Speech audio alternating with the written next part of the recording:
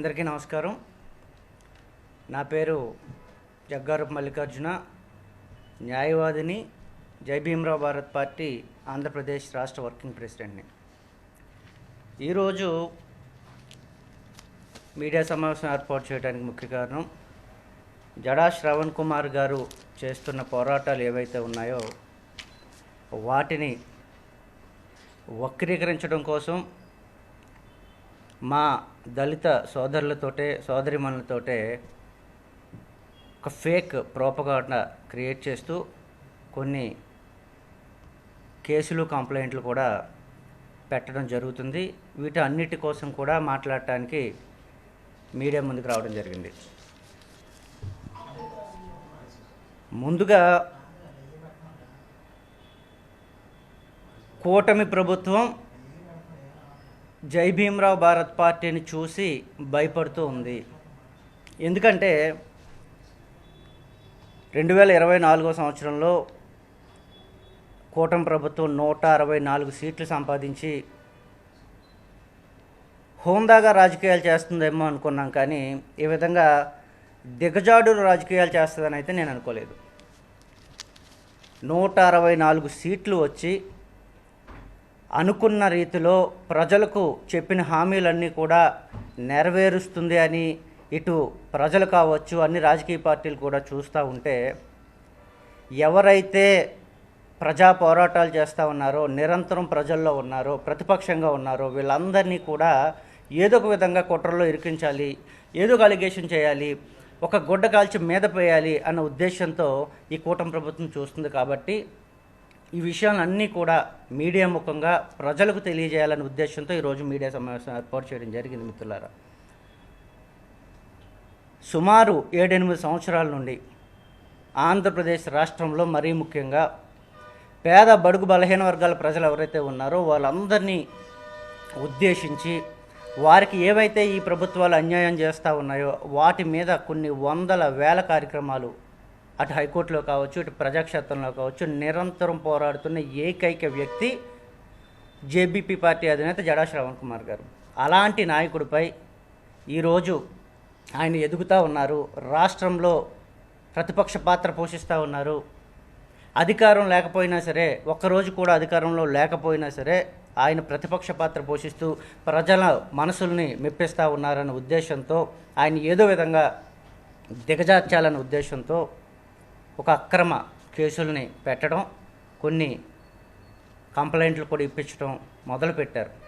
వీటన్నింటినీ కూడా ప్రజలకు చెప్పాల్సిన బాధ్యత ఒక న్యాయవాదిగా, పార్టీలో సీనియర్ నాయకుడిగా ఉన్న నా మీద కూడా ఉంది. కాబట్టి ప్రజలకు నిజ నిజాలు చెప్పడానికి నేను ప్రయత్నం చేస్తాను. మీరు చూసే ఉంటారు, కొన్ని ఎల్లో మీడియా ఛానల్లో గడిచిన 2-3 రోజుల నుండి కూడా జడా శ్రవణ్ కుమార్ గారి గుట్టు రట్టు, బట్టబయలు, రకరకాల థంబ్నెయిల్స్ పెట్టుకుంటూ ఏ విధంగా ఈ ఎల్లో మీడియా ప్రచారం చేస్తుందో మనం అందరం చూసే ఉన్నాం. దీనిలో భాగంగా ఎవరైతే ఎస్సీ కులానికి చెందిన మా సోదరి ఎవరైతే ఉన్నారో ఆవిడతో విజయవాడలో పోలీస్ స్టేషన్లో కంప్లైంట్ పెట్టించటం, ఆ కంప్లైంట్ నిజాలు తెలియకుండా ఎల్లో మీడియా ఏదైతే ఉందో అది నోటికి వచ్చినట్టు రాయటం, ఇవన్నీ కూడా మనం చూడడం జరిగింది. ఈ కేసు ఏంటి, అసలు దాంట్లో ఉన్న నిజమేంటి, ఏం జరిగింది అనేది ప్రజలకు తెలియజేయడం కోసం నేను ఆ కంప్లైంట్ ఏం పెట్టిందో అది చెప్తాను, దాంట్లో అసలు ఏం జరిగిందో కూడా చెప్పడానికి ప్రయత్నం చేస్తాను. దయచేసి అందరూ కూడా చూడాలని కోరుకుంటా ఉన్నా. కర్రా జయమ్మ, వైఫ్ ఆఫ్ సమర్పణరావు, 54 సంవత్సరాలు. ఈవిడికి ఏఎన్ఎంగా ఎస్పీఎస్ఎల్ నెల్లూరు జిల్లాలో ఈవిడ పనిచేస్తూ ఉంది. ఈవిడ ఎస్సీ మాదిగ కులానికి చెందిన ఒక వ్యక్తి. ఈవిడ 2023 ఆ సంవత్సరంలో ఏదైతే ఏఎన్ఎంగా పనిచేస్తూ ఉందో అక్కడ డిఎంహెచ్ఓతో కావచ్చు, లేదా వాళ్ళ పై అధికారులు ఎవరైతే ఉన్నారో ఆవిడతో గొడవ పడి, ఘర్షణ పడి, ఆవిడ ఉద్యోగం ఎక్కడికో వాళ్ళు ఆ ఘర్షణ పట్ట కారణంగానో మరొక కారణంగానో ఉద్యోగాన్ని ట్రాన్స్ఫర్ చేస్తే ఆ ట్రాన్స్ఫర్ను హైకోర్టులో వేసి నన్ను ఆ ట్రాన్స్ఫర్ ఆపండి, నన్ను కాపాడండి అని చెప్పి జడా శ్రావణ్ కుమార్ గారిని కలవడం జరిగింది 2023 సంవత్సరంలో. అయితే ఈ కేసులో పర్టికులర్గా ఈ కేసులో అందరూ కూడా జాగ్రత్తగా చూడాలి. ఈ కేసులో ఏదైతే ఈ జయమ్మ కంప్లైంట్ ఏమని ఇచ్చింది మీరందరూ కూడా ఆల్రెడీ చూసే ఉంటారు. ఈ కంప్లైంట్లో 19/2/2023 తారీఖున జడా శ్రావణ్ కుమార్ గారిని నేను కలవటం, ఆయనకి కేసు నిమిత్తం ఒక 50,000 రూపాయలు ఫోన్పే చేశాను, 1,00,000 రూపాయలు క్యాష్ రూపంలో ఇచ్చాను. ఆయన డబ్బులు తీసుకొని నన్ను మోసం చేశారు, నాకు కేసు తీసుకోలేదు. 2025 ఏప్రిల్ 21వ తారీఖున ఆయన మాకు ఫోన్ చేస్తే నేను అంటే కర్రా జయమ్మ అనే నేను, నా భర్త, నా సిస్టర్ వీళ్ళందరం కూడా జడా శ్రావణ్ కుమార్ గారు ఆఫీస్కి వచ్చాం. ఆయన బలవంతంగా ఎవరైతే సెక్యూరిటీ గార్డ్స్ ఉంటారో వాళ్ళు, స్టాఫ్, ఈయన అందరూ కూడా వాళ్ళని కొట్టారు లేదా తోశారు అన్న ఒక ఎలిగేషన్ చేస్తూ విజయవాడ పోలీస్ స్టేషన్లో కంప్లైంట్ ఇవ్వడం జరిగింది.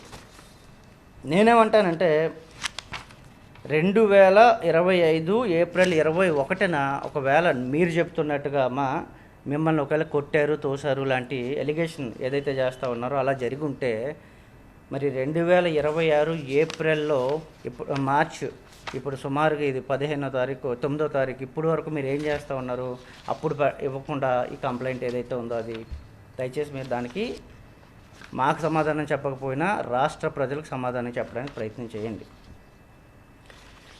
మీరు ఏదైతే 21/4/2025న నన్ను పిలిచారు, నన్ను కొట్టారు, తిట్టారు అని చెప్పారో ఏప్రిల్ 2025, మరి ఏ విధంగా మీకు జడా శ్రావణ్ కుమార్ గారు హైకోర్టులో కేసు వేసి ఆ కేసులో మీకు ఫేవర్గా కూడా ఆర్డర్ కాపీ రావడం జరిగింది. మీరు చెప్పిన ఏదైతే కేసులో కేసు చేయలేదు, డబ్బులు తీసుకున్నారని మీరు ఏదైతే అలిగేషన్ వేశారో ఆ హైకోర్టు మీకు ఇచ్చిన ఆర్డర్ కాపీని కూడా నేను చదివి వినిపించడానికి ప్రయత్నం చేస్తాను. ఇది కూడా మీడియాకు కూడా నేను పంపించడం జరుగుతుంది. డేటెడ్ 11/11/2025 అంటే నవంబర్ 11, 2025న ఈవిడికి ఫేవర్గా హైకోర్ట్ ఆఫ్ ఆంధ్రప్రదేశ్ వారు ఫేవర్గా జడ్జిమెంట్ కూడా ఇవ్వడం జరిగింది. 2024 ఏప్రిల్లో మరి ఈవిడిని కొట్టారు, ఇలా చేశారు అంటే అదే సంవత్సరంలో నవంబర్లో ఈవిడికి ఏ విధంగా మరి కేసు ఫేవర్గా వచ్చిందో దయచేసి ప్రజలందరూ కూడా గమనించాలి. ఈ ఎల్లో మీడియా కూడా ముఖ్యంగా దీన్ని తెలుసుకోవాలి. రిట్ పిటిషన్ ఏదైతే పిటిషన్ వేశారో ఈ రిట్ పిటిషన్ 8798/2023 దీనిలో ఇంతకీ ఇక్కడ ఒక విషయం మనం గుర్తించాలి. పిటిషనర్ వచ్చి కర్రా జయమ్మ. దయచేసి అందరూ కూడా చూడండి. పిటిషనర్ ఎవరైతే కేసు వేశారో కర్రా జయమ్మ అనే ఆవిడ ఈవిడ కేసు వేయటం. ఇందులో రెస్పాండెంట్స్ ఎవరైతే ఉన్నారో ఇది చాలా కీలకం. రెస్పాండెంట్ ఈవిడ ఇందులో కంప్లైంట్లు ఏం పెట్టారంటే నేను నా దగ్గర డబ్బులు తీసుకుని జడా శ్రవణ్ కుమార్ గారు నా ఎవరైతే వీళ్ళ అపోనెంట్స్ ఎవరైతే ఉన్నారో వాళ్ళతో కలిసిపోయి డబ్బులు తీసుకుని నన్ను మోసం చేశారు, నా కేసు చేయలేదు అని చెప్పడం జరిగింది. ఇందులో మీరు తెలుసుకోవాలి, అందులో ప్రతివాదులు ఎవరైతే రెస్పాండెంట్స్ ఉన్నారో వాళ్ళు చూడండి. ఇందులో the state of Andhra Pradesh represented by it's principal secretary department of health and medical family welfare, the commissioner, the district medical health officer, the collector and district magistrate and the medical officer primary health centre అంటే 5 రెస్పాండెంట్గా ఉన్నారు. అంటే ఈవిడ ఇప్పుడు కంపల్సరీగా మాకు చెప్పకపోయినా ప్రజలకు చెప్పాల్సిన అవసరం ఉంది కాబట్టి అడుగుతూ ఉన్నాం. అమ్మ, మీ కేసులో ఎవరైతే ప్రతివాదులుగా ఉన్నారో వాళ్ళతో మీరు కుమ్మక్క అయిపోయి డబ్బులు తీసుకున్నారు అని ఏదైతే ఎలిగేషన్ వేశారో అంటే ఎవరితో కుమ్మక్క అయిపోయారు? కలెక్టర్తో కుమ్మక్క అయిపోయారా, లేదా కమిషనర్తో కుమ్మక్క అయిపోయారా, లేదా ఎవరైతే ఈ ప్రిన్సిపల్ సెక్రటరీ ఉన్నారో వీళ్ళతో మరి జడా శ్రవణ్ కుమార్ కుమ్మక్క అయిపోయి కోట్ల రూపాయలు, లక్షల రూపాయలు తీసుకుని మీకు అన్యాయం చేశారా? దీనికి మీరు తప్పనిసరిగా సమాధానం చెప్పకపోతే మీ మీద కూడా మేము కేసులు వేయడం జరుగుతుంది. కోర్టుల్లోనే మేము పోరాటం చేస్తాం. ఎందుకంటే ఈ ఈ చవట సన్నాసులు ఎవరైతే ఉన్నారో, ఎల్లో మీడియా కావచ్చు, లేకపోతే ఈ కూటమి ప్రభుత్వంలో ఉన్న పెద్దలు కావచ్చు, వీళ్ళందరూ కూడా మమ్మల్ని ఏదో భయపెట్టేయాలి, ఏదో కేసులు వేసి బెదిరించేయాలి అని చూస్తూ ఉంటే, మేము న్యాయవాదులం రోజుకి ఇలాంటి కొన్ని వందల పదుల మంది సంఖ్యలో మా ఆఫీసుల చుట్టూరా వస్తూ ఉంటారు. చాలామందిని జైలుకి పంపిస్తూ ఉంటాం. తప్పు అని తెలిస్తే వాళ్ళని కూడా మేము జైలు నుంచి తీసుకురావడానికి కూడా కొన్ని బెయిల్ కూడా వేసి బయటకు తీసుకొచ్చే ప్రయత్నం చేసే ఒక న్యాయవాద వృత్తిలో ఉన్న మమ్మల్నే మీరు బెదిరిస్తూ ఉంటానంటే చూస్తూ ఊరుకోవడానికి మేమైతే సిద్ధంగా లేము. వీళ్ళందరి మీద కూడా లీగల్గా యాక్షన్ తీసుకోవడానికి సిద్ధంగా ఉన్నామని ఈ సందర్భంగా తెలియజేస్తూ, ఈ కేసులో ఈ జయమ్మకు 8798/2023 రిట్ పిటిషన్లో ఏమైతే వచ్చిందో ఒక పేరా మీకు చదివించి వినిపించడానికి ప్రయత్నం చేస్తాను మిత్రులారా.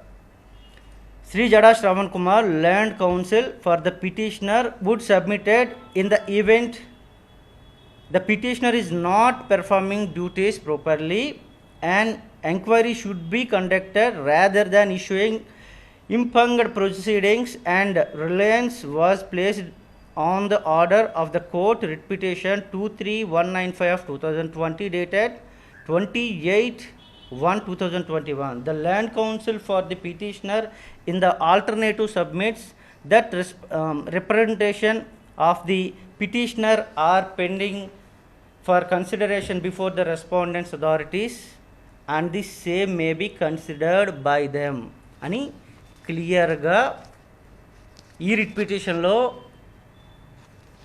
పారాగ్రాఫ్ 3లో క్లియర్గా రాయడం జరిగింది. ఎప్పుడు డేటెడ్ 11/11/2025, అంటే నవంబర్ 11, 2025లో. మరి నీకు ఏ విధంగా హైకోర్టు ఆఫ్ ఆంధ్రప్రదేశ్ నీకు ఆర్డర్ కాపీ ఇచ్చిందమ్మా? మరి 21/4/2025 అంటే ఏప్రిల్ 21న నీకు కొట్టారు, తిట్టారు, అన్యాయం చేశారు, బయటికి దోసేశారు అని అందరూ మీద నువ్వు కంప్లైంట్ ఏదైతే ఇచ్చావో, మరి నీకు నవంబర్లో ఏ విధంగా కంప్లైంట్ వచ్చింది, ఆర్డర్ వచ్చిందో దయచేసి ప్రజలకి చెప్పు. ఏం చెబుతావో కూడా మేము కూడా దానికి సిద్ధంగా ఉన్నాం. ఎందుకంటే మరీ ఎక్కువగా నీకోసం మాట్లాడదామంటే నువ్వు కూడా మా తోటి సోదరు అయిపోయావు కాబట్టి, అంతకు మించి నీ వెనక ఎవరైతే ఉండి నడిపిస్తూ ఉన్నారో మాకు తెలుసు. మీరైతే మాట్లాడతారని మేమైతే పూర్తి స్థాయిలో అనుకోవడం లేదు. కానీ మీ వెనక ఉండి మీరు ఎవరైతే ఇప్పుడు నెల్లూరులో ఉన్నారో, ఆ నెల్లూరుకు సంబంధించిన ఇప్పుడు మంత్రి, సిటీ ఎమ్మెల్యే నారాయణ ఎవరైతే ఉన్నారో ఆయన మీద కూడా మేము చాలా కేసుల్లో పోరాటాలు చేస్తూ ఉన్నాం. కాబట్టి ఈ మంత్రి నారాయణ అండ్ అనుచరులు ఎవరైతే మిమ్మల్ని కలిశారో, మీరు ఏదైతే మా మీద బురద జల్లడానికి ప్రయత్నం చేశారో, మీ సంగతి, ఈ మినిస్టర్ సంగతి, ఈ కూటమి సంగతి కూడా చూడటానికి జడా శ్రావణ్ కుమార్ గారితో పాటుగా మేమందరం కూడా సిద్ధంగా ఉన్న ఈ సందర్భంగా మీకు తెలియజేస్తూ ఉన్నాం. అదేవిధంగా న్యాయవాది వృత్తి అంటే సుమారు మా దగ్గరకు ఒక 100 మంది క్లయింట్స్ కలవడానికి వస్తే అందులో అందరికీ కూడా వాళ్ళు అనుకున్న రీతిలో న్యాయం చేయలేకపోవచ్చు. వాళ్ళు రకరకాల ఎక్స్పెక్టేషన్స్ చేస్తారు, వాళ్ళకి అనుగుణంగా ఆర్డర్స్ రాలేకపోవచ్చు కొన్ని సందర్భాల్లో. దట్ మీన్స్ ఎవరికి న్యాయం జరగలేదని కాదు, అనుకున్న రీతిలో న్యాయం జరగలేకపోవచ్చు. అంటే న్యాయవాదులుగా ఉన్నాం కాబట్టి మా మీద కూడా ఏదో గుడ్డ జల్లి మీద వేసి లక్షల రూపాయలు, వేల రూపాయలు తీసుకున్నారని చెప్తే పోతే, మేము ఇంకా న్యాయవాదులుగా ఎవరైతే ప్రాక్టీస్ చేస్తున్నారో రాష్ట్రంలో అందరూ రోడ్ల మీద కూర్చోవాలి. ఒక్కడు కూడా ప్రాక్టీస్ చేయడానికి సరిపడు. దయచేసి ఇవి కూడా అందరూ కూడా గ్రహిస్తారని ఈ సందర్భంగా మీ అందరికీ కూడా తెలియజేస్తూ, అదేవిధంగా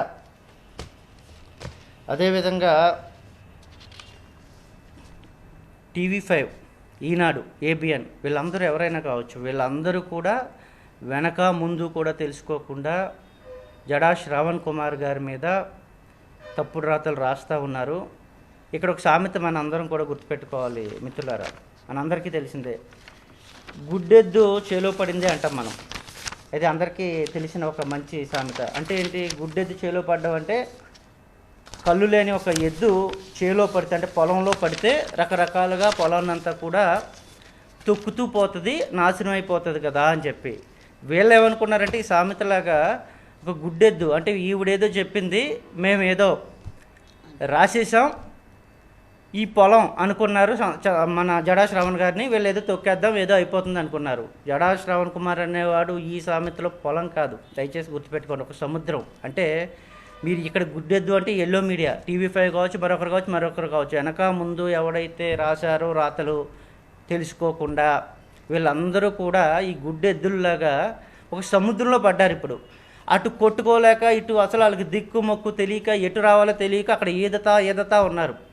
వాళ్ళ చివరికి ఎటు వెళ్ళాలో తెలియక సముద్రంలో పడి చావాల్సిందే తప్ప మీరెవ్వరు కూడా మమ్మల్ని ఏం చేయలేరు అని సందర్భంగా మీ అందరికీ కూడా తెలియజేస్తూ, దయచేసి ఎవరైనా ఒక కంప్లైంట్ ఇచ్చారంటే నిజాలు చూసి రాయటానికి ప్రయత్నం చేయండి.